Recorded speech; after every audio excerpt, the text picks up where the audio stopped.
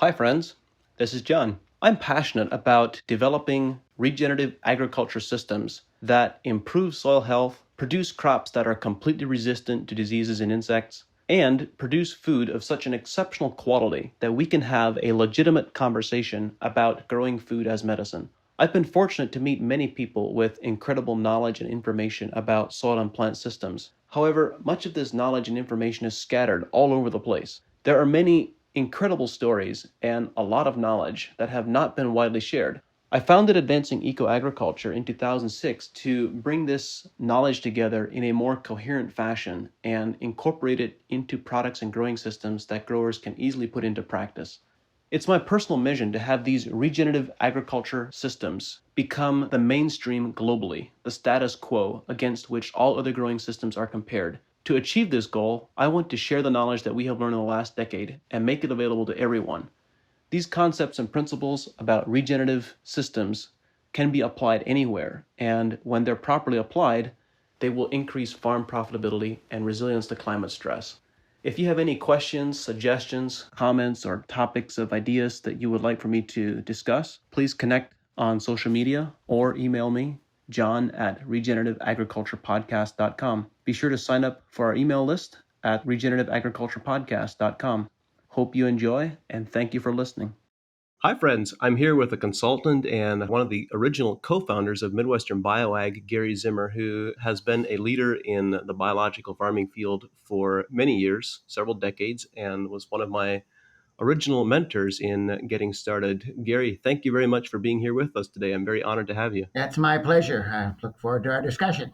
Gary, you've done a lot of work over the years in many different areas, obviously with your background in dairy nutrition and the work that you've done with Midwestern BioAg. What are some of the really memorable moments that led you to where you are today? I think it really started out because there was a lot of questioning going back on in the 70s. We got to go way back that far. I was teaching at a technical college, and I got introduced to the fact that what we put on the fields affected the feed that we fed the cows. And that was like, oh my gosh, that meant that we could change feeds. I think prior to that time, most dairy people, whatever feed the farmer grew, they would just take a sample and add what was short or dilute it down to try to make a ration. And then we realized we could change that feed. And then if you think about it, we ought to be able to change food. We ought to be able to change a lot of things we consume by getting healthier soils, better mineral balance. And so that was one of the real moments of changing my career. And then teaching at that technical college, I was a dairy nutrition guy, but I had to do soils and agronomy and farm finance. And so I brought in outside speakers. And my next kind of a moment was I was introduced to Brookside Laboratory Farms out of New Knoxville, Ohio. Back in those days, they were a pretty big force in southeastern Minnesota where I was. And I learned an awful lot from some really good mentors. I always say people, I didn't create or develop too much. I paid a lot of attention. And I think as time goes on, we all got better at understanding soils and soil health. But I had some really good teachers in the beginning through that Brookside experience. Gary, there's a lot of conversation around how we need healthy soils to produce healthy plants and produce healthy food for people. And I sometimes hear people just saying that that link is weak to describe. And so, a question that I have for you as a dairy nutritionist, how much can we impact food quality by impacting soil health? And does it really make a difference for animals? And by extension, do you believe it really makes a difference for people? Yes, I think it starts possibly with finding limiting mineral factors. Like I always said, way back in the old days, we were under the assumption that N was N and P was P and K was K and pHs were fine. Well, then began to realize that the sources of those minerals and this whole thing, if I had to define soil health and soil fertility thrown into that discussion, it's the exchange of those nutrients. And calcium is really kind of king, not having the right pH, but having the right available levels of calcium. So soil health is really having a biological balance, a mineral balance, and a beautiful structure, loose, crumbly, kind of chocolate cake kind of a structure to have this all happen in. So how do you achieve that? And I think there's some really guideline principles. I know way back when I wrote my first book, we came up with the rules of biological farming, and now they have the rules of what soil health is. But I think there's a lot of common sense, common ground. I mean, you got to have a variety of crops. You can't have a crust. You can't have packed ground. You can't over-till it. And there's all kinds of factors that affect what makes that thing work. And then, of course, the thing that's hardest for people to understand is this mineral thing. Just because you have minerals dumped on the soil does not mean the plant gets them in the right kind of proportion. And sometimes one interferes with another. And I think that's a hard one that still needs a lot of work. But yes, having that all said, it does really impact our feed for our cattle because the minerals coming through the feed that we created, we would get a 50% higher mineral uptake into our forages. Those minerals are much more biologically available to the animal than adding a stone. Actually, if as a human, if I said I'm not getting enough nutrition and minerals, and I'm going to take all these supplements, well, are we designed to utilize those supplements like we are designed to utilize the stuff that should be in our food? Exactly. One of the things that we've observed over the last couple of years as we've started using a lot of SAP analysis, speaking to your comments on mineral balance, is that in many cases, the nutrient imbalances that crops experiencing, particularly nutrient deficiencies, are a direct result of the excesses of the products that growers apply. Yeah, absolutely. That's I just no question about. That's why these guys that dump on lots of nitrogen or potassium, and then with that potassium comes a lot of chloride in their salt form fertilizer. They are definitely interfering with calcium, and so the interference of the magnesium uptake. I think that's absolutely right. And that's the other thing you brought up, the SAP analysis. Just because you got a soil test and some lab says everything is ideal, you and I both know that that doesn't necessarily translate into the plant having it ideal. These guys that are driving these high, healthy, high yielding crops, how are they paying attention to minerals? The levels that were determined by some lab was based on what an average crop, and they're using a lot of plant protective compounds. So, what would those numbers and ratios look like? And I'm sure you've seen a lot of things in your testing and career that it isn't quite as simple as just grabbing a soil test and putting something on. Our goal as farmers should not be to create a pretty looking soil test. It needs to be to grow a really great crop. And yeah, I think that's been the fallacy sometimes where soil analysis are used as the goal rather than as a measuring stick for where we want to go. Yes. And that was why in my career and in my books, I try to get it simplified so people can understand. And that's why separating out soil correction from crop fertilizer, I think, was a really good move on farmers understanding it. They get a soil test back. I had a call this morning from a producer, and they said, "Well, our soil test looks pretty good. Does that mean we don't do anything?" I said, well, that means if that soil test was correct, that means you don't have anything major to correct. But we still, certain things like the boron, the sulfur, soluble calcium, there's certain things we still need to feed the crop, and that soil has a certain ability to dish out minerals. And how do we provide all those extra other things that, like you said, ratios and excesses we put on interfered with? Gary, you mentioned the three foundational pieces: biology, minerals, and structure, managing soil biology, soil mineral balance, and soil structure. Which of those three have you found the most challenging to address and the most challenging to resolve? Probably gets back to the misunderstandings. Like I said, I think we do understand today the biology. We called my company Midwestern Bioegg because of the fact I wanted them to focus on biology. But just because you focus on it now, what do we do about it? I think the minerals are probably the easiest. But then we still got to decide how much to put on and what source. Biology and tillage, kind of the physical, all kind of work together. If you feed the soil a decent amount of different kinds of carbons, then you got to say what kind of carbons. How do I manage them? Do I just leave them lay on top? Do I shallow? So you got all these questions, and progress sometimes is slow. But so I think the real struggle is trying to find the farmers to find what their limiting factor is, and of course they're limited on budgets, and then to give it time. But I would probably say that of all the things that's the hardest would be getting biology to work, because in order to get biology to work, that does provide my structure. If I have that really working, that's probably the hard part to understand. Yeah, and that's been our experience as well, is that biology has been the most difficult to get going. And in my observation, it's actually become more difficult over the years. It's harder now to regenerate biology than it was 10 years ago when I started. And I wonder what the implications are of continuing herbicide and pesticide applications and whether they might be contributing to that challenge. We took on another farm, my family farms, and we're organic, and we took on this land, and there wasn't a weed growing out. It had been chemicaled, heavy, heavy, heavy for lots and lots of years. And the first year, there's not a weed out there, and then we grew some crops, and we put our fertility on, and of course, it seems to be struggling a little bit. And then we took it through a transition to organic and grew some cover crops, but there was no weeds went to seed. So this fall, we had a crop, a small grain in there, and then we put a nice cover crop in following it. The weeds are everywhere. So what it looks to me like, the soil came alive, and those little seeds that have been laying out there suppressed by chemistry are now back trying to work. And it was just really an interesting kind of thing. Is where did those weed seeds didn't get dropped on there? I just think that we had that thing so suppressed with chemistry that the biology wasn't functioning. So whether weeds or plants I'm trying to grow, it came back alive is what I see out here.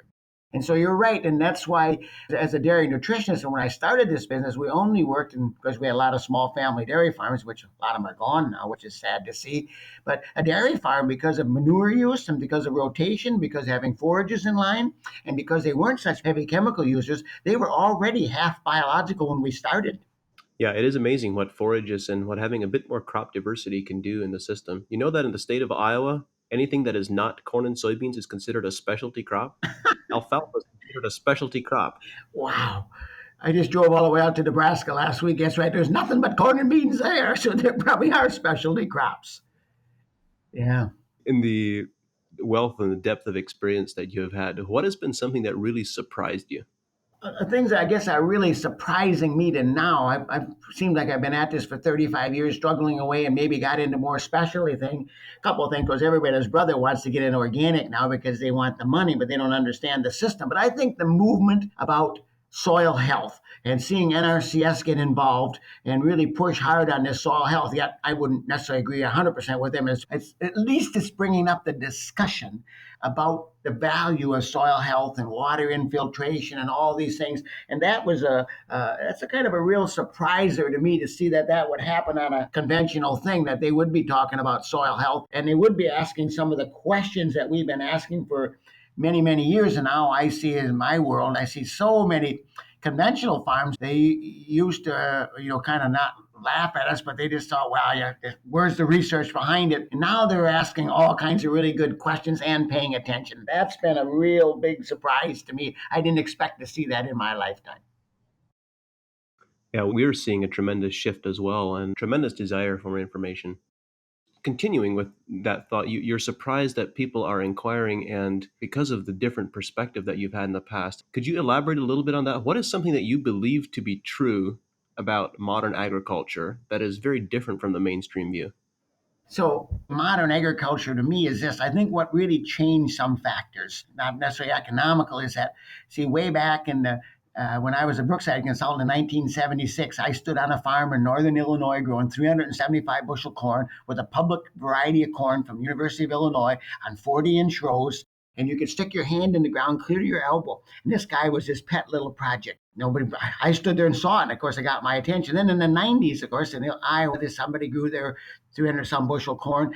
These guys that are growing the 400 to 500 bushel corn have really opened up the doors, I think, to say that there's much more potential. See, I started my business back in the early 80s by leasing a fertilizer facility in northern Illinois. But we did very little business in Illinois. The soils are so good. That's all you got to do is knife in anhydrous. And if you got seeds in the hopper, you're going to get 150 bushel corn.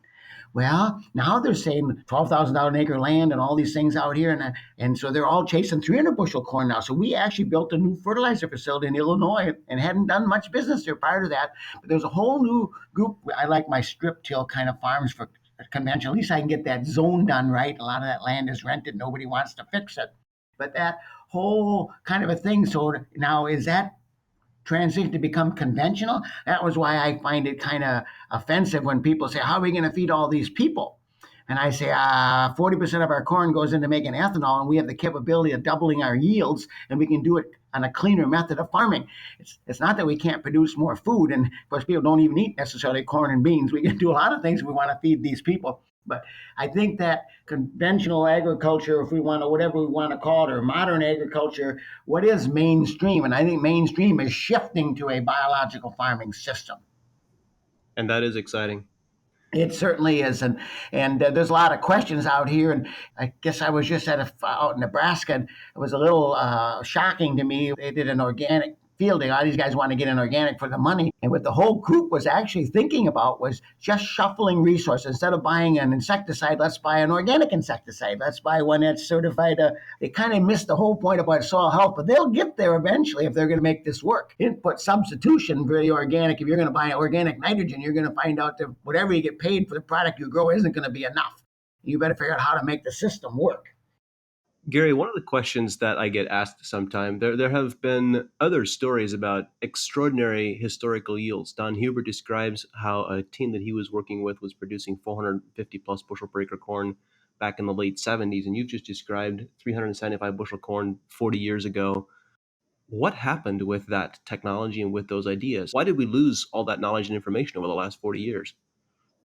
I think what happened is, like in that case, the articles in the paper came out and they said he put on 400 pounds of nitrogen and 300 pounds of phosphorus and all these kind of things. And they didn't really understand the fact that that guy had an impact on soil health. Like I said, you could stick your arm in that ground clear to your elbow. And the other thing they didn't understand that a lot of that input came from manure and stuff. It wasn't from commercial fertilizer. So they were still under the mindset that just putting on the commercial fertilizer did it. So the guys that went at it and dumped on enough commercial fertilizer to match his numbers didn't get the yields because they missed the other factor that in that livestock manure there was a biological link and there was also other trace minerals and things. It wasn't just NP and K. So I think they didn't. It was at that time was a lack of understanding of what takes this system to work, and that's why it took a lot of years. And I think these master corn growing things and people started experimenting with things, and so just like out here now, can we ever achieve the results that these guys talk about without all the intervention of chemistry and without a rotation and different varieties of plants to put out there. And I don't really think so. I think we need cover crops in between, or we need another crop. See, I think to change agriculture, it's really kind of simple. We need to subsidize something besides corn and beans. If they could just grow a small grain and then put a cover crop in afterwards, now I got that nutrient in this carbon biological cycle. And so it's not just chemistry, it's how the nutrients are delivered to the plant and then in the ratios. Gary, if you were president for a day or for longer than that, and you had the capacity to influence change in agriculture, what are the things that you would change? Well, first thing I would do is I would tax nitrogen so high that they couldn't afford to use very much of it. That's a step in the right direction. And the second thing, like I said, I would subsidize a small grain. If we want to truly feed the people that are starving in the world, they eat wheat better than they eat corn. Or maybe got issues with wheat out here because this gluten thing, but I think we've done things to wheat that are probably caused that. So anyway, I subsidize oats, subsidize some small grain, so that gives the farmer that rotation, and then tax nitrogen really high, and I would make changes on our environment and food, and I'd have guys scrambling to figure out then the cover crops we brought forward. I don't want to subsidize cover crops. I want to subsidize something of food that grows the world and let them figure it out. Because otherwise, if you just give them money to grow a cover crop, they never really figure out the system. And so if they have to figure out how to grow nitrogen, if they have to figure out how to get the plants healthier. And so my thing as a president of the day is really simple. I said, I don't think it's that hard to change agriculture. It's just what we put our focus on. Yeah, there's a few key leverage points, exactly. Yeah. Gary, you have a lot of experience with boots on the ground, working with many different farmers from all over the world. Often I find that there are a few key success factors on a farm that growers may often overlook or may not be paying attention to that you have the benefit of insights on, having observed many different operations. What would you say are some of the often overlooked factors to success? I think one of the things is that because I just started on this big project over in Eastern Europe, if you start with a soil, if you got soils over there that are fairly high levels of calcium or decent levels of calcium to begin with, that's a real benefit as compared to if you start with a high magnesium, low calcium, or high potassium or high sodium kind of thing. And the other thing is that boots on the ground thing, and that's where my rotation, Eastern Europe, those guys probably got 6 or 7 different crops they grow. And that variety of different crops, some of them taking off early, some late, they're growing rye and afterwards. And so in the world where you run into an area, I always say, I tell our consultants, you need to predict your success, almost like saying a dairy farmer is a halfway to being a biological farmer. I think the base of soil they start with, because they don't necessarily understand the nutrient input and the variety of crops they grow, the variations of crops they grow. So that's why huge big things on soil health are crop variation. It took me a long time in my career because I didn't have much of a mentor back in the old days. I read a lot of Albrecht papers and I read books all the time, Steiner's and everybody else's. But the mentoring part that comes along with how do you learn some of these things, it took me a long time to figure out that the plants determine the biology. Why else would you have to rotate? So diseases, the insects, the plants that digest corn don't digest alfalfa. And so this dog eat dog biological balance in the soil, it's accidentally put in place on a lot of farms. Let's say they put on manure as input or they got this crop rotation, is a huge step forward in their success because then they got diversity feed, diversity biology, and it eliminates a lot of their problems. I think this goes back to the discussion that we were having earlier about what is the most challenging thing to fix, being biology in the soil profile. And so there's this entire discussion in agriculture that it takes a healthy soil to grow a healthy plant. And I think what we may have missed is that the fastest way to develop a healthy soil is to grow really healthy plants. Yes. And that's really interesting because I'm involved with this project out in South Dakota, this large organic transition thing. And I say if I go to a farm and they're not capable of growing a beautiful alfalfa, as an example, or a beautiful cover crop. So just saying I got a cover crop and the plants are one per square yard doesn't really, I want it thick and lush and beautiful. And then you got to be willing to feed it to the soil at the stage of growth that it affects the biology in the soil for the outcome you want. So, in other words, if I want to grow a crop like corn that recovers a lot of soluble nutrients, the crop I'm growing previous to the cover crop, what I'm feeding the soil biology better be highly digestible and young and succulent. It's like we always say, it's like feeding a cow if I want to get 100 pounds of milk. If I want to feed a legume, I could feed a more mature, complex plant that would feed maybe more of a fungal population and wouldn't provide all the soluble nutrients. So then the plant itself would go to work and the biology would work with it. And so there's all that kind of understanding that I think has to take place within this system. Gary, what is something that you wish all farmers knew? Uh, I wish they knew and could stand back and see this whole farming thing as a system that's it's got all these little moving parts, and then their job becomes identifying limiting factors or constraints within their system and fixing them. And so, if they don't understand that, they just understand its chemistry and nutrients and crop. And I think most farmers in their mind, I mean, they just think, well, the bugs are in the air and they're coming through, so I better spray. I was out in England and they developed something at Cambridge University that you put on the corner of your farm that measures fungal spores. If the fungal spore gets to a certain height, you spray. And I said, really? That means if I was on an airplane, they put a monitor in the airplane. If the disease bugs are certain high enough, I would be taking an antibiotic. Is that the same analogy? I mean, it's like plants can defend and protect themselves, and farmers don't understand that. They don't understand that trace minerals can do a lot to protect and make your plant healthier. And that nitrogen is a negative on fungal diseases and causing trouble. They don't understand that they have an impact on soil, on plant health. They don't really understand it. They still got their conventional mindset that every time there's a problem, you spray it. Almost like an analogy would be what in the world gave people the idea that we could buy a jug full of bugs, dump it on the land, and everything would be great? Why won't those bugs survive? They're there now. Why aren't they there now? They said they extract natural organisms from healthy soils and put them on an unhealthy soil. Why would you think that would work? Why wouldn't we change what we did on the unhealthy soil? Exactly. And what makes you think that they're going to survive if you don't give them a food source? Yeah, and they might see a bushel or two gain from doing this. They might see a little bit, but that's not fixing the system. Gary, for myself, the places that I've learned the most are the places where something didn't work. When things don't work, you have to really dig in and try to figure out and understand why they didn't work. What are some experiences that you've had where things didn't work the way you expected? Yes, probably suspecting that if we just put on some calcium or some balanced fertility, that we would have less of a disease or insect problems. I think just like we'd go onto our ground and let's say the nematode population was excessive and we didn't recognize or identify it, and we're trying to do these wonderful things, but they're still out there. We haven't changed that whole part. And so I think we've seen the fact that you've got to earn the right not to use an insecticide or fungicide. So when we had failures that maybe we were jumping the gun too far ahead and the farmer was anxious to be able to get rid of some of those costs. And then of course we had failures. Then it's hard to identify. Like people says, oh, there's a nutritional deficiency out here. I said, yeah, but someone just ate the roots off. Yeah. Gary, you've written a couple of books, and do you have another book coming out? Are you working on a third one? The third book I'm working on is just really right now is just totally different. It's the Frank Lloyd Wright Taliesin farm that we farm here in Spring Green, Wisconsin. Got a lot of visitors. We're writing a book about the history of agriculture, farming yesterday, today, and tomorrow, which gives me a chance to go through the history of agriculture in our community and do it as an educational thing. So that farm was 40 years under a rented, heavy chemical input, rundown, just nobody fixed anything. And of course, now we've been farming for 20 years, but where's the future of that kind of land? That last book that when I just came out with a year ago, when I revised my first biological farm book, it's now a 500-page thing. I'm done with that book. I don't ever want to read it. I don't ever want to rewrite it again. That's enough. But I do want to do a dairy nutrition. I am a dairy nutritionist. It's High Forage Dairy Farm. We just took our dairy herd on our farm and took all the grain away.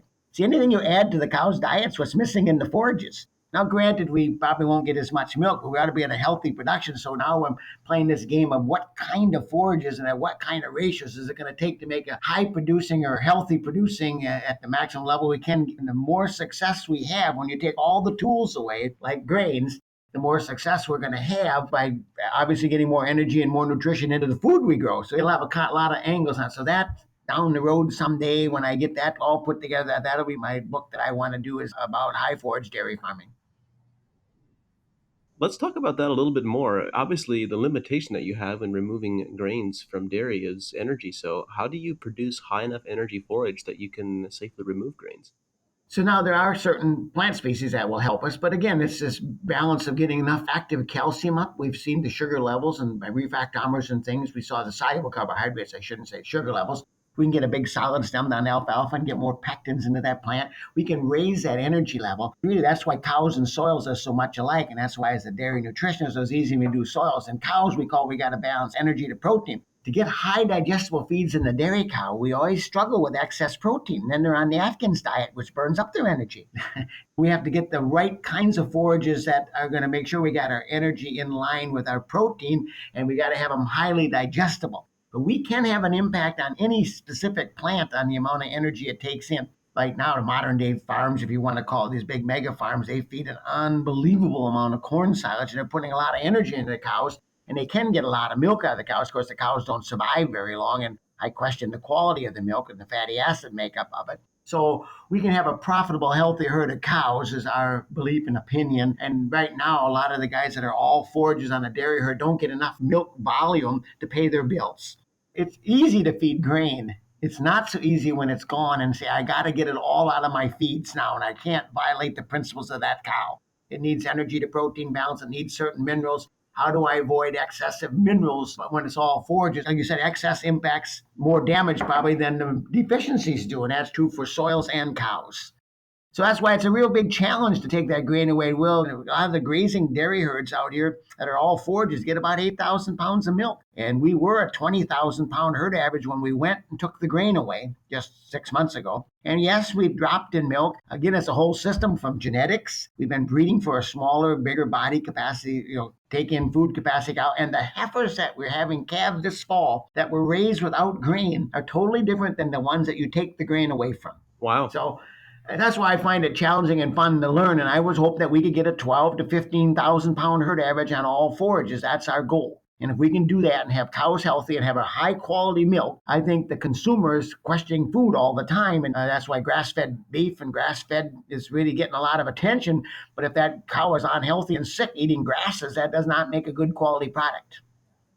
Yeah, it does not. And the other interesting piece is we have this tremendous dairy overproduction here in the country. If we had a substantial number of farmers perhaps lowering production a little bit and trying to produce a healthier, higher quality milk, that might also fix the milk consumption problem as well. Yes, I agree 100%. It's just like now in the corn world and bean world, they're all shoving to get more yields, maybe at an environmental cost because they can't pay their bills, but then they flood the market more and then they really won't be able to pay their bills. I think you're right. That's why I said if everybody went like we did, we'd drop 3, 4,000, 5,000 pounds of milk on our cows. We've now taken some of the surplus off the market. If a lot of people did that, we wouldn't have a surplus if we figure this out so it's comfortable. That's my role to make it more comfortable for people to change to an all forage diet. That's what we're trying to achieve. Yeah. Gary, in addition to the books that you have written, what is a book or resource that you would recommend most often to growers? I think about that quite a bit. And the ones that I mentored with and what people really want to read is, Acres USA is still a prime magazine for me. I probably get 15 magazines a month. I actually enjoy reading strip till and no till magazines. There's an interesting amount of information that people are starting to bring up and talk about. You got to be able to put it in its perspective and you got to be able to read between the lines on that kind of stuff. So for organic, I like my Moses conference we have here in Wisconsin. There's a lot of resources and people there. And I think if you got to get yourself educated, I think you got to live your life under the fact of being under the opinion instead of opinionated. I don't really care what your opinion is, and people shouldn't care what my opinion is, but they should recognize what your life experience has brought forward and say, how does that fit in my farming operation? How can I adopt some of those concepts and ideas? I was a really big student of Don Schrieffer years ago. He taught me a lot about soil health and physics, and the strip till kind of a system all came from him. And that was a real big aspect of it. So I've read a lot of books, and there's a lot you can add to that come from that Acres library out here that I think would help people get a better understanding. And education is still the thing that gives you the comfort and the ability to recognize that, yes, this is a constraint on my farm, or no, that's probably not. Indeed. Gary, you have such a wealth of experience. We could take this conversation in so many different directions. So, what is the question that you wish I would have asked? What's the topic that you think is important to speak about? I think we covered a lot of base. What would really be missing from our discussion out here is it necessary to get in more detail? I'm always interested in the things that you're doing with the SAP analysis and the products you're doing and when you're doing them and how for specialty kind of crops or whatever they would be. I guess, did we get in enough detail? I'm always one of the guys that said that before you get to the detail, you better understand the big picture. And so I don't know, John. I think we've covered a lot of the bases from my life experiences. I spent my life and career trying to transition a lot of conventional thinkers into a more biological mindset without giving them so much detail. They get bogged down and lose sight of the fact that they're not looking for some muck of magic out here, that they don't lose sight of the base. Did we cover that well enough? I think we asked those questions enough, so I don't really have any further answer as to what we could have done better or could have covered more. Well, I think there's always the need to have more of those detailed conversations as well. And so I would love to invite you back into the podcast Mhm. at some point very soon to dive into some of those more specific conversations. It's very important because there are many growers who, as you described earlier, we're open to the system. We want to learn the system. And of course, learning and understanding the system is all about understanding the details that comprise that system. Yes. So, yeah, I would love to have you back for more of those conversations. And I'm looking forward to that.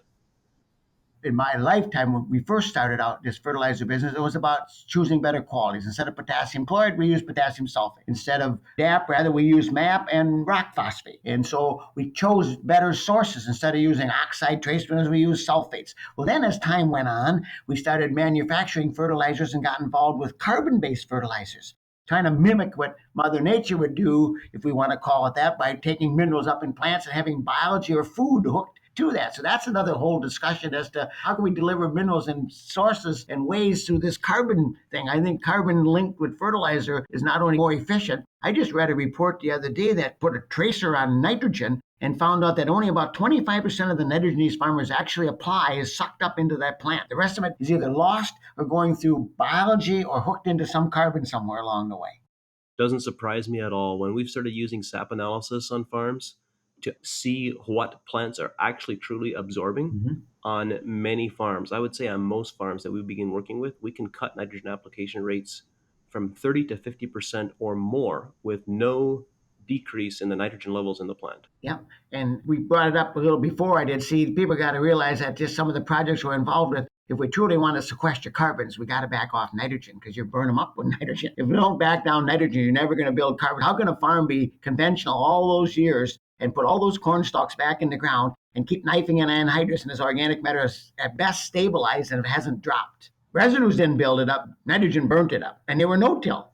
Yeah, it's interesting how you mentioned Don Schrieffer. One of the things that Don Schrieffer wrote about in his books Agriculture in Transition and From the Soil Up was that the fastest way to build soil organic matter is to grow corn. And today, we think that growing corn depletes soil organic matter. It's not about the crop, it's about the way we manage the nutrition and particularly the nitrogen within that crop. That's right. So that's why my taxing and nitrogen at the university says 1.1 pound of nitrogen per bushel of corn. We got guys operating at zero point 0.7, zero point 0.5 I've seen out here. They're still corn bean farmers, but they've got much more efficient and they've got their mineral levels and their biology up. Exactly. Gary, very enjoyable having you here. Thank you for sharing, and we look forward to having you back soon. Yeah, I would love to get in some other topics with you sometime, John, and keep up the good work. It's always a pleasure to visit with you. This podcast was brought to you by a great company that I work for, AEA, Advancing Eco Agriculture, the leader in regenerative agriculture since 2006. At AEA, we believe in challenging the status quo to find more profitable and regenerative ways to grow crops. We believe that healthy plants are resistant to pests and disease, and that to grow healthy plants, we must first think differently about agriculture, about empowering life instead of suppressing life, about regeneration versus degeneration. To achieve this, we formulate and sell products that help growers produce higher quality yield and make more money with less risk. Thank you for listening.